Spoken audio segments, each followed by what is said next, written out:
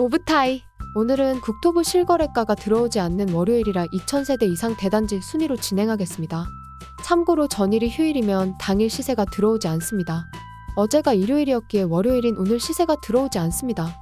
즉, 토요일, 일요일 다음 날인 일요일, 월요일은 항상 시세가 들어오지 않으며 공휴일은 그 다음 날 시세가 들어오지 않습니다. 그럼 오늘의 뉴스부터 시작하겠습니다. 우리 집 괜찮을까? 1년 내 만기 돌아오는 전세금이 300조로 역대 최대치라고 합니다. 이 중 아파트가 228조로 75.6%를 차지했다고 하는데요. 요즘 정부에서 전세보증금 반환용 DSR을 풀기 위해 떡밥을 많이 던지고 있죠? 역전세로 임차인이 손해볼 듯한 프레임을 짜서 집주인들의 대출 한도를 풀어주겠다는 계획입니다. 그런데 지금 역전세의 금액만 보면 대부분 아파트이기에 여기에 세입자들은 전세금을 떼일 확률이 거의 없습니다. 떼이더라도 소액이고 여차하면 그 아파트를 매수할 수도 있죠. 그렇지만 집주인은 집을 대부분 던져야 하기에 눈물의 손실을 확정지어야 하죠. 누구를 위한 DSR 완화인지 불보듯 뻔하죠? 한편 이 기사에 재미있는 내용이 실렸는데요. 고준석 제2의 듀투자자문 대표 얘기입니다. 올해 하반기에도 계속 부동산 경기가 좋지 않으면 상황은 더 심각해질 수 있다고 말했다는데요. 현재 부동산 상박론자의 원탑을 달리고 있는 고 대표가 이 정도 뉘앙스로 역전세를 우려하는 건 저는 처음 봅니다. 그만큼 지금 역전세의 상황이 심각하고 막기에 급급한 상황이라는 반증인데요.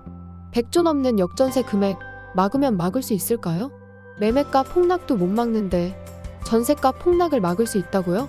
매매는 만기도 없고 허위 자정 거래도 가능하고 한 사람이 여러 채 살 수 있지만 전세는 2년 만기 대출인데다 허위 매수자도 없고 한 가구당 한 집에만 입주할 수 있어서 철저히 시장 수급에 따라 움직이는데요. 전세 수요자 대비 조금만 매물이 많아져도 급락하는 게 전세입니다. 대표적인 예가 신축 입주 시때 모든 단지가 급락하는 현상인데요. 이것이 공급 대비 전세 들어올 사람이 부족한 전형적인 상황입니다. 지금 이런 전세 수요 부족이 전국적으로 일어나고 있습니다. DSR 조금 늘려준다고 해결될 일이 아닙니다. 집주인에게 이자 부담만 늘려주고 팔아야 할 시기만 놓치는 결과가 됩니다. 그 사이 누군가 먼저 팔아치우면 일본처럼 10년, 20년 강제 보유해야 하는 시기가 올 수 있습니다. 그럼 지금부터 2000세대 이상 대단지 하락률 톱5 알아보겠습니다. 기준은 지난 한 달 간거래이며 직거래와 1층 거래는 제외했습니다. 먼저 서울입니다. 5위는 상계동에서 나왔습니다. 상계주공 9단지 18평이 고점 6억 2,800 대비 36% 하락한 4억에 거래되었습니다. 다음 4위는 도봉구에서 나왔네요. 방학동 신동아 1단지 22평이 3억 6,800에 거래되었습니다. 최고가는 5억 8천이었고 하락률은 37%입니다. 3위는 성북구에서 나왔습니다. 도남동 한신안진 50평이 37% 하락했네요. 최고가는 12억 8천, 현재가 8억 천입니다. 2위는 강서구에서 나왔습니다. 도시개발 2단지 13평이 3억 5천에 거래되면서 5억 7천 대비 39% 하락했습니다. 대망의 1위도 도봉구에서 나왔는데요. 서원아파트 22평이 3억 천에 거래되면서 이전 고가 5억 2천 대비 40% 하락했네요.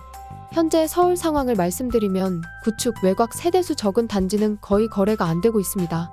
그나마 세대수 많은 단지는 거래가 좀 되긴 하는데 신축 랜드마크만 소폭 반등 중이고 구축이면 대단지라도 하락 후 횡보하는 수준입니다. 제일 중요한 포인트가 노원구인데 지금 노원구 대단지들이 대부분 횡보 후 다시 하락 쪽으로 방향을 틀고 있습니다. 보통은 강남 띄운 후 마용성 그리고 다음에 노원구 학원가 아파트가 오르는데요. 지금은 어림도 없는 옛날 얘기가 되어버렸습니다.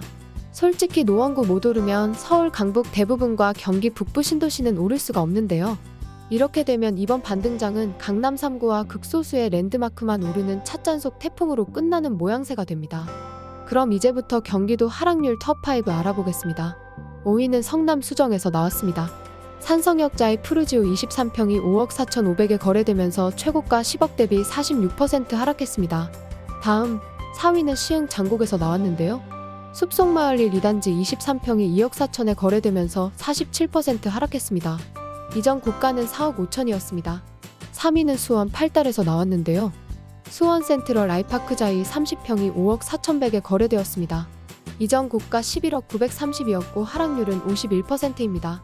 2위는 수원 영통에서 나왔습니다. 황골마을 주공 1단지 25평이 2억 9천에 거래되면서 이전 고점 6억 대비 52% 하락했습니다. 대망의 1위는 시흥 월곶에서 나왔습니다. 풍림아이원 1차 14평이 1억 2,200에 거래되면서 52% 하락했네요. 이전 최고가는 2억 5,500이었습니다. 이상입니다. 구독과 알람 설정으로 가장 빠른 부동산 뉴스와 시세를 매일 받아보세요. 그럼 오늘도 오붓한 하루 되세요.